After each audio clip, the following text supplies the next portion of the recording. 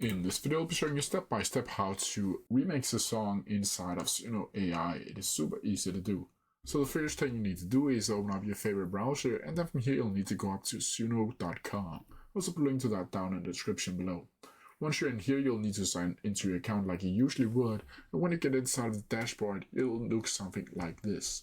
Now from here, you can create a new song, or you can go directly over to the library and then find the specific song that you want to remix.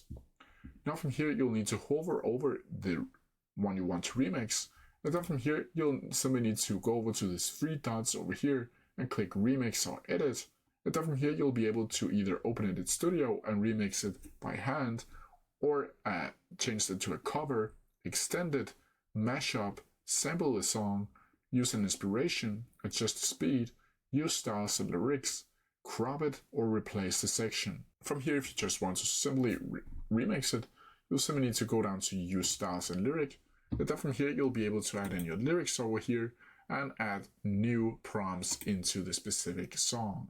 And then from here you'll just need to click Create, and then Suno AI will generate new remixed songs of the specific song that you just chose to remix.